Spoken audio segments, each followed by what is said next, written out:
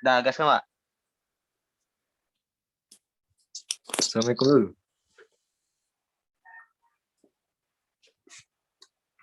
Assalamualaikum warahmatullahi wabarakatuh.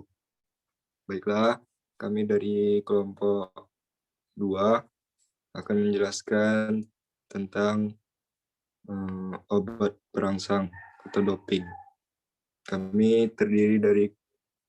Anggota kami terdiri dari saya sendiri Muhammad Adrian, yang kedua Muhammad Gifari, ketiga Aldi Fatri Ramadhani, dan yang keempat Ananda Jisdi Pratama. Baik, langsung saja kita ke materi yang akan dijelaskan pertama oleh Muhammad Gifari.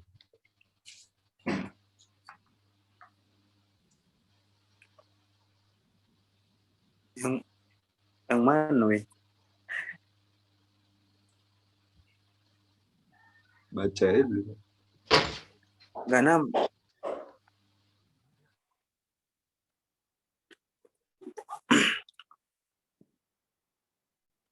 Judul pertama itu tengokkan dulu. Obat perangsang atau doping. Sejak dahulu kala manusia telah memakai doping untuk menambah kekuatan badan dan meningkatkan keberanian. Misalnya penduduk India dan Indian di Amerika Tengah dan beberapa suku di Afrika. Mereka memakan zat-zat dari tumbuh-tumbuhan liar tertentu atau memakan madu sebelum menghadapi suatu perjalanan jauh, berburu atau berperang. Pada Perang Dunia Kedua, banyak digunakan pil-pil amfetamin untuk melawan rasa letih dan mengantuk. Istilah dope pertama kali timbul pada tahun 1889 pada suatu perlombaan balap kuda di Inggris. Sedangkan kata dope itu sendiri berasal dari salah satu suku bangsa di Afrika Tengah. Sejarah doping dalam olahraga dimulai kurang lebih pada abad 19 dalam olahraga renang. Tetapi yang paling sering dijumpai pemakaian doping ini adalah pada olahraga balap sepeda. Pada waktu itu zat-zat yang populer dipakai adalah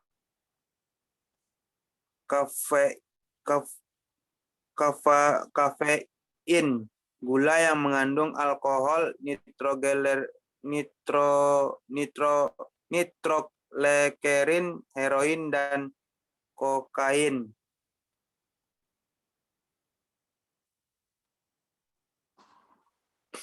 Pengertiannya, doping adalah penggunaan obatan untuk meningkatkan performa dalam berolahraga.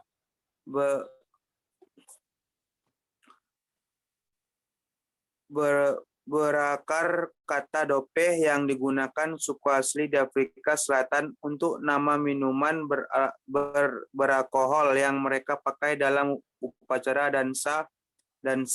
Istilah lain doping berasal dari bahasa Belanda dop yang artinya saus kental, berupa campuran tembakau dengan biji datura stramonium yang digunakan oleh perampok untuk membuat korbannya berhalusinasi dan kebingungan atau rohatgi Vises Ready S.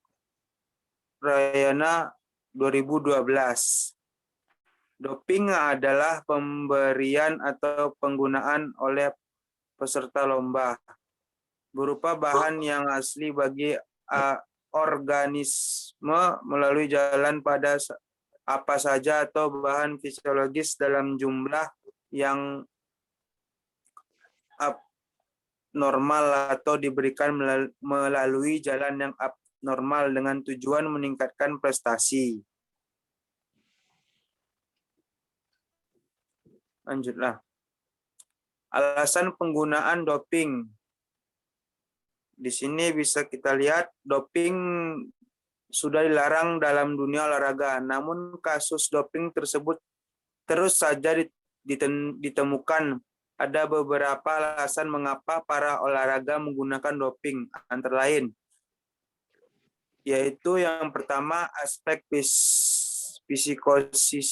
psikososial, yang kedua kepribadian, yang ketiga lingkungan sosial individu, dan yang keempat nilai sosial kemenaan. 5. Lingkungan masyarakat. Yang keenam, lingkungan pemain. Yang ketujuh, ketatnya persaingan. Yang ke-8, komersialisasi. Yang ke-9, propaganda. Yang ke-10, kurangnya informasi tentang bahaya penggunaan doping bagi diri sendiri dan orang lain.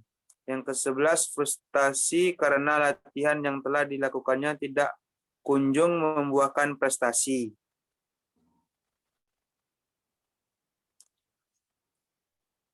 Alasan larangan penggunaan doping. IOC International Olympic Committee memberikan batasan tentang dasar konsep doping meliputi 2 pengertian, yakni yang pertama penggunaan bahan yang dilarang dan yang kedua penggunaan metode yang dilarang. Adapun alasannya pelanggaran doping meliputi yang pertama alasan etis. Penggunaan doping melanggar norma fair play dan sportivitas yang merupakan jiwa olahraga. Yang kedua alasan medis, yaitu membahayakan keselamatan pemakainya.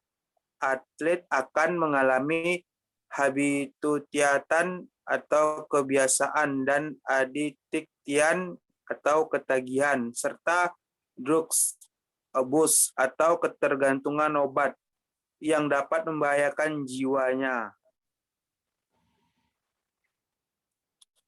Jenis-jenis doping dan resiko penggunaan doping.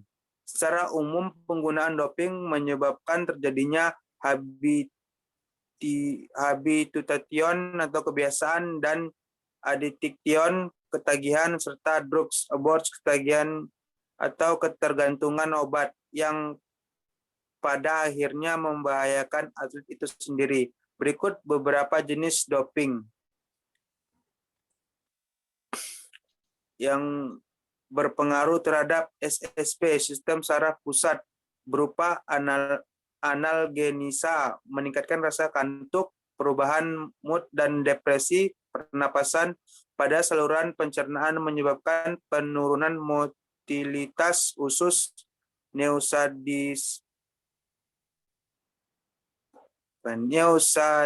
di samping juga kerancunan akut hingga berakibat koma. Yang kedua, anabolic steroid, menyebabkan wanita bersifat maskulin, gangguan pertumbuhan dan perkembangan seks dan tulang, ødem intrauterus, kanker hati, impotensi, dan peningkatan suhu tubuh. Yang ketiga, hormon peptid.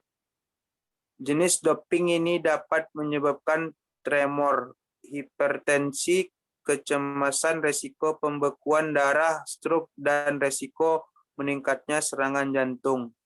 Yang keempat, beta blocker. Jenis doping ini digunakan untuk menurunkan tingkat denyut jantung. Biasanya digunakan untuk nomor penahanan atau menembak.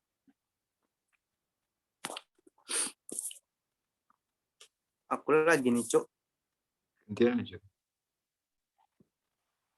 Jenis doping ini mempunyai efek samping gangguan tidur, turunnya tekanan darah, dan menyempitkan saluran pernapasan. Berikut ini 5 penjelasan bahaya menggunakan doping.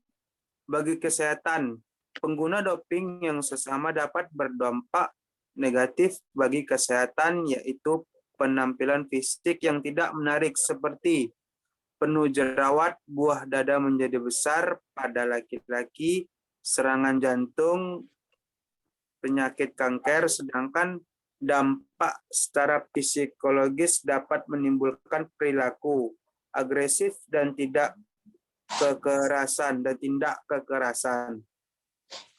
Fairness, penggunaan doping sebagai alat untuk meningkatkan kemampuan menyebab pertandingan menjadi tidak fair. Kebanyakan atlet tidak suka menggunakan obat terlarang untuk merangsang otot untuk menunjang penampilannya. Tetapi apabila ada sebagian atlet yang menggunakan doping untuk mencapai prestasi puncak atau peak performance, tentu itu perbuatan yang tidak fair. Kekerasan. Hasil penelitian kepada para pemain football Amerika menunjukkan hampir 80% menggunakan steroid setiap kali bertanding. Mereka harus menggunakan steroid sehingga mereka sering berperilaku kasar, bahkan cenderung berperilaku destruktif kepada atlet yang lain. Ciri-ciri olahraga sejati. Manusia berbeda dengan robot. Dengan ciri-ciri olahraga yang sejati, maka manusia akan lebih alami dan tidak memaksakan kehendak dengan menyuntikkan steroid ke dalam tubuhnya agar lebih perkasa dan dalam penampilannya. Atlet yang berperan sebagai model atau contoh teladan. Karena atlet sering tampil di depan publik, maka ia akan selalu disoroti oleh para pemerhatinya atau penonton. Apabila ada perilaku yang kurang jujur, maka atlet akan dicaci. Namun sebaliknya, apabila atlet tersebut simpatik, maka akan dianggap sebagai pahlawan yang baru pulang dari peperangan.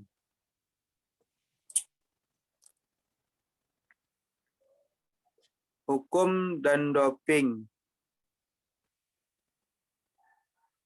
Ada hukum-hukum tertentu yang mengatur tentang keolahragaan, namun karena kekurangan keseragaman hukum di setiap negara, doping menjadi isu lokal yang hukumannya adalah sesuai dengan negara yang bersangkutan.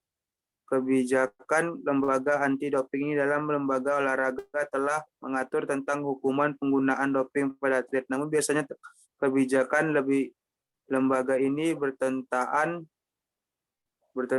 dengan hukuman dalam negara. Tidak adanya korelasi antara lembaga dan hukum dalam suatu negara menjadi penghambat penanganan doping. Atlet yang tertangkap karena menggunakan doping hanya mendapat hukuman lokasi di suatu negara. Contohnya status hukuman steroid anabolik bervariasi dari negara satu dengan yang lain. Hukuman penggunaan doping tercantum pada Undang-Undang Nomor 3 Tahun 2005 tentang Sistem Keolahragaan Nasional. Bab 1 Ketentuan Umum Pasal 1 Ayat 22, doping adalah penggunaan zat atau metode terlarang untuk meningkatkan prestasi olahraga. Sekian dan terima kasih. Nah, itulah tadi penjelasan dari kelompok 2 tentang yang berjudul tentang doping. Semoga bermanfaat untuk kita semua. Kami dari kelompok mohon maaf apabila ada kesalahan. Kami sudahi. Assalamualaikum warahmatullahi wabarakatuh.